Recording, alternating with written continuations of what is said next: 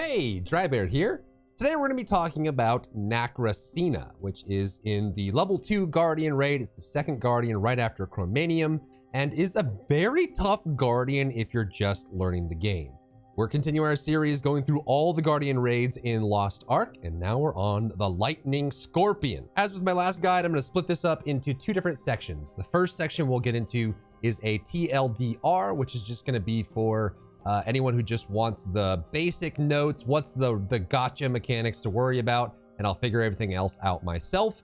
And then the second part of the video, the end of the video, we will just go into more detail for anyone who's looking for more help on Nacrasena. But first, if you have any questions or comments for me, you'll find me live every day on twitch.tv/Drybear. Who knows? I might even be streaming right now. Now for the TLDR, the big thing you need to focus on is his tail. This is the difference between having fun with Nacrasena and really struggling with him, especially early on. He will do several attacks that cause electrocution, and then he will grab someone if they get electrocuted. The grab itself does have an internal cooldown, so it won't be going back to back right away. But while the person's grabbed, you need to stagger Nacrasena in order to get that person to be dropped. And if you don't stagger him enough in time, he'll start slamming that person left and right, either side of him, until that person takes a bunch of damage, and they'll throw them to deal even more damage. So you just want to pump your stagger damage into that. So check your abilities for how much stagger they have on them, and make sure you're using your highest stagger abilities as quickly as possible to break him out of it. It'll say stagger and how much stagger it is on it. Now he'll start the encounter without a charge state on his tail, which means he won't do lightning attacks and he won't do the grab. He'll charge it up with an animation twice, and then once it's lightened up like you see on screen here, he'll then start doing the electrocution attacks as well as the grab. Now, anytime you do a stagger on him, you will be able to deal damage to his tail, and it'll show up like this. He'll fall flat and lay his tail out like this, and then you'll have this kind of crosshair that sticks out in the back here, and you'll want to do weak point damage to this tail. Now, I see a lot of people just going to spam attacks on the tail. What you really need is weak point damage. Your abilities will say on them, like my dash up or fire on my gun lancer, it says weak point level 1, and you want to be dumping that into the tail until it breaks. Keep in mind, a little known fact, it is possible for weak point to land and not do anything. There's a chance for it to miss, so everyone needs to be contributing weak point when you have the opportunity to do so. It's a core mechanic in the game, and learning it on Nacrasena will pay off later on. If you have a build of characters or a party that doesn't have enough weak point, you can supplement with battle items. The first one is going to be a mainstay in your Guardian encounters and boss encounters in Lost Ark, the Destruction Bomb. You can get these various different ways, but once you have them, you'll throw them in combat to do weak point level 3 plus some damage, and this will help you break the tail. You can also use a lesser known bomb, the Corrosive Bomb, which increases weak point damage to a target with a debuff. But throwing the Destruction Bomb might be enough to supplement you in the encounter. If you deal enough weak point damage, you'll break his tail off, and he will be unable to do lightning attacks, and he will also lose a great deal of his vigor. He moves slower, he attacks less often. He's very easy to kill. So right here, you saw the tail break. He'll start squirming around, and then the way he moves, he shows that he's very, very weak. Now, most Nacrasenas, if you break the tail, if the tail is severable, if he transfers platforms, he'll get the tail back. So your chance to kind of punish him while his tail's gone is a little bit time limited if you're taking too long in the encounter. But you breaking that tail turns him into a puppy away from a guard dog, and it makes the fight a lot easier. That concludes the TLDR short version for anyone who needs it. Let's go into the longer version and dive into his abilities, how to avoid them, what to look for, and how to read his body language so you know what he's doing next. Let's start with his counter. Every boss has one, every Guardian raid, and you can use this to counter him and knock him down. The easiest way to tell he's about to do it, and he actually has better tells than most, is right there. So let's run that back a little bit. You'll see when he's about to charge, he throws a quick tantrum.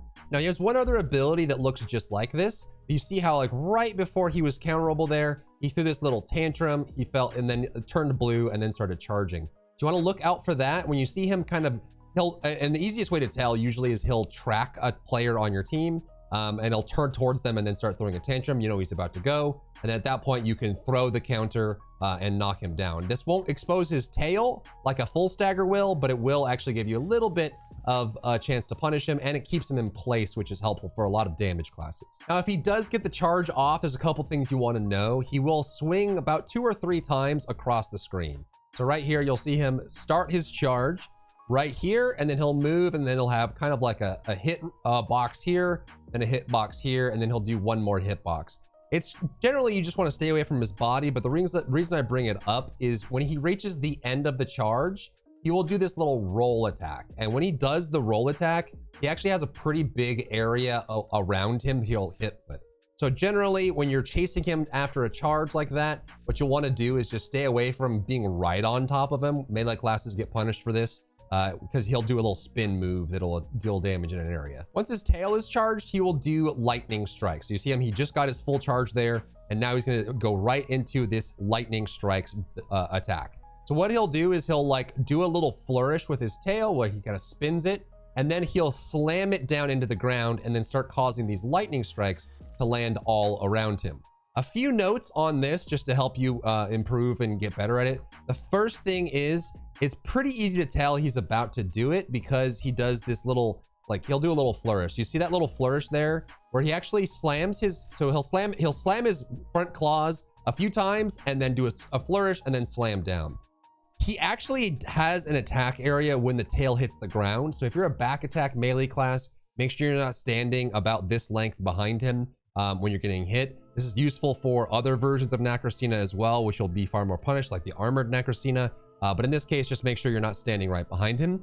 Also keep in mind is there's a maximum radius for this attack. So when he activates this, he'll start doing random attacks all over. However, he will do pretty consistently this ring right around him like this. So like this area, he'll have almost like this outer edge that's always getting hit. So if you're really struggling with this ability, just stand outside this radius. You'll get used to how far away it is, and then you can avoid the attacks and then start moving back in when it's over for when you get more comfortable with the ability. Now he does have areas where he will have them like pretty randomly all around him. Generally, you can wait about 2 or 3 seconds, and if there aren't any on top of you and you're near him, you can just go back in for more damage. But generally, you're just trying to avoid that in order to take less damage. Here's another lightning storm attack that is very predictable, but does a lot of damage and is hard to recover from when you get hit by it. So you'll see him do this position here. Again, this is going to be useful for later on, but when he goes down like this, you see his ankles kind of stick out. He moves his tail forward. You can't see in this image, but he moves it forward and holds it, and he'll start channeling. When he does this, he's going to do a series of 4 lightning strikes. You can see it building up already kind of right here. He's going to do 4 lightning strikes. Now, when he's doing this move, he has someone targeted. Right now, he's targeting this berserker. So he's going to be doing, so that it's basically 1 and 2 on the first target, then on the third target, and then he does the 4th on the first target. So in this case, you can see he's going to activate, you see 1 on the berserker, 2 on the berserker, another random one, and then the 4th one on the berserker. So if you know you're the target, you can see pretty easily based on whether you see it's appearing at your feet. Just keep running, try not to run over anyone else, and then try to avoid the first, second, and 4th attack. And just be aware that if you are not the target for this storm, that you just have to avoid standing in someone else's storm and avoid the 3rd strike, which can be pretty random. A quick note on his knockdown, we get the full stagger and you get the tail. Right after he gets up from this animation, so you see this right here, he will do this. I don't know why he does this. It's super punishable. He does this little like celebration dance right after he gets up. So you'll see him kind of get up and go, "Bwah!" This isn't an attack. He's not doing anything. He's just, I don't know what he's doing. He's showboating, he's dancing, whatever it is, but super punishable. So every time he gets up from being knocked down on the ground, just go ham. It's a perfect opportunity to attack him. Let's talk about his jump attack. Very telegraphed. You'll see him kind of bring his tail up and go down on it. So let's actually look at the start of that there. He'll move his claws inward and then swing them upward as a tail. So right here, when you see him go wide with his arm stance and his tail comes forward, he's about to do a jump. And you'll get used to reading this body language the more you face him. But you know he's about to do his jump. He does 1 or 2 jumps. In my experience, he will only do 1 if no one's in range of him. And the radius on it is pretty small. However, he waits for a second, baits you, and if you go back in, then he'll do another jump. So you'll do the first jump there. Crucial note about this jump, it does, if his tail is charged, it does cause electrocute. Do you see that? I went back in and I'm not used to the speed of my gun lancer here. So I went back in and got hit by the electrocute. And anytime anyone gets electrocute, you're now a target for a grab. So you'll get grabbed and get picked up there. So just watch for the second jump. He also has a spit attack that does minor damage and has a slow attached to it. So just when you see him do this, sometimes he'll do it twice in a row.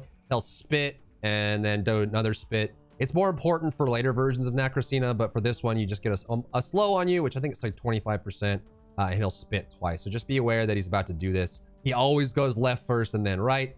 So when you see him do this animation, you know he's going to spit, so just get out of the way. He also has a dive attack. So periodically through the fight, he will start to dig. It's this really obvious animation. He'll throw this little tantrum here and start slamming the ground. The easiest way to tell, aside from the animation, which you'll get used to recognizing, is the fact that while he's doing this animation, he's untargetable. So you won't be able to hit him. You won't deal any damage. As soon as he starts this little tantrum and starts digging, you'll see dust kick up. He cannot be damaged right now, and then you know he's going into the dive state. So once he's under the ground, unlike other versions of Nacrasena, you will see smoke. Super easy tell, and it helps you understand where he is. Now, again, when he's in the dive state underground, he is targeting one player. So if you see the smoke, see where the smoke goes. So you see right there, you see once he goes underground, see if you can tell where he goes. You see how the smoke immediately, once it entered the ground, it now went towards the paladin.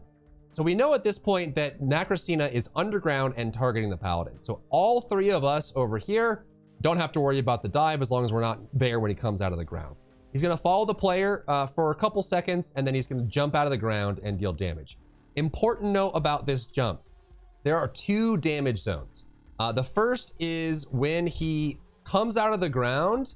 So right about there, there is a damage zone around him. So when he jumps out of the ground, he'll deal damage. And then he'll deal damage again when he lands. You'll actually see, I mean, coding's messing up there, but he actually has a landing area. So some people get double whammied by this. They'll be standing here when he comes out. When they get hit by it, they'll run away so that they're kind of trying to avoid the damage. And then they get hit again by the landing. The landing does by far the most damage when he does it.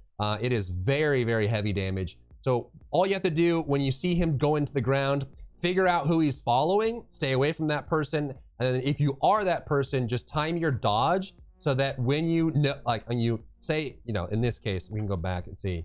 So you know that in this case, right here. So we see him, right? So definitely don't dash. So you see how I'm the paladin, I'm the smoke. You see the smoke behind it, and you know he's falling behind you. So your goal is to, the best way I've found to avoid this, is to save your dash, and then right when you know he's about to come out, you're too far away at this point to get hit by the exit damage when he comes out of the ground, but then you know he's going to land and do a big slam. So right when he comes out of the ground, just dash away in a direction that's away from, you know, don't dash back into him, but just dash away, and that's an easy way to avoid the hit that comes. Two quick notes on the grab, just to help you deal with it better. The first is that when he goes to grab someone, it will always be someone who's electrocuted. So once they're electrocuted, and he has the internal cooldown on grab, off cooldown, he's gonna go grab that person. One note, and I found, especially if you're a high HP and the person that's electrocuted is very low HP, is you can actually go and stand in front of them and they'll grab you instead. It's something I do a lot on my gun lancer or scrapper or anyone that has high armor coefficient or high HP. If someone gets grabbed that's low HP, you can take the hit for them. The next to know is that if you fail the stagger check, just make sure that you are not on his left and on his right side. Because when he finishes the stagger check portion of this attack, he will then take the person and then slam them back and forth to his either side. So when you're starting the stagger check, it's best to come in from behind or come in from the front, and then just stay away from the sides, because oftentimes you'll get hit by that big slam, which can stop you from doing the stagger and also just to give you a bunch of damage. So as that animation see, he does 3 and then throws you. So just be careful about where you stand if you feel like you're gonna fail the stagger check. Now let's talk about his tail swipe. Probably my least favorite attack from him, as it is actually incredibly massive. So this one took me probably the longest, maybe a long time before I started to get really good at dodging it, because it has so many hit zones. His tail is so incredibly long. And if you're caught in the wrong spot, especially if you're playing a back attack class, you can be really punished by this. So the notifier that he's about to do this is you'll see him lurch up and put his claws up in the air. So if you ever see his posture go up into the air, so right here, you'll see him kind of lurch up. So if you're watching his head or his body, he's normally like down here. He'll raise up and then put his claws out, and then you know he's about to do this giant tail swipe. So let's look at the damage zones for this. When he raises it up into the air, he's about to do a slam. The slam is the first thing he does. So you'll want to be careful not to get hit by the slam when it comes down. So he'll go up and slam. So this one is actually pretty big. It kind of hits this whole area here, and it's directly behind him. When he's done is probably the hardest part to dodge though, because he'll lift it up and then the animation doesn't cover it very well, but he'll whip the tail to his left, and then he'll do this huge arc that ends right about near his first leg here.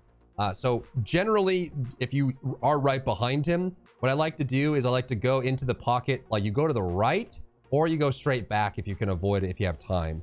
Mainly because if you're standing right here where this is, you'll actually get hit by it whipping over to here. So if you're standing right in the spot, you'll get whacked by it, and then you'll get hit again, usually because the first one staggers you. So if you are here in your back attack class, you get super punished.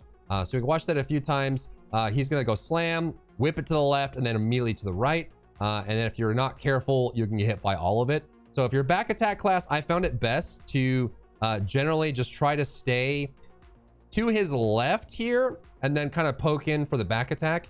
His back attack range, and once we get the back attack markers that they have in Korea, it'll be a lot easier to do this. But you'll be able to kind of sidestep it, step behind him, and then when it goes off, just make sure you avoid that. And that's it for Nacrasena. He is he forces you to use and learn the weak point mechanic in the game, and you will have to learn at some point. So a lot of people get stuck on him or get frustrated with him.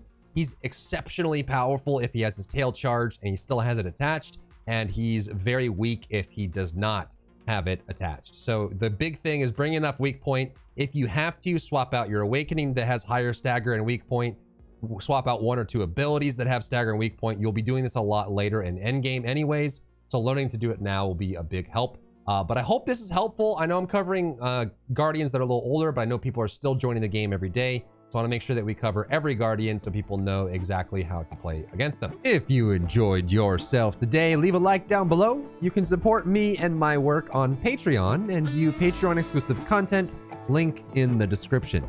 Thank you so much for tuning in, and I'll see you in the next one.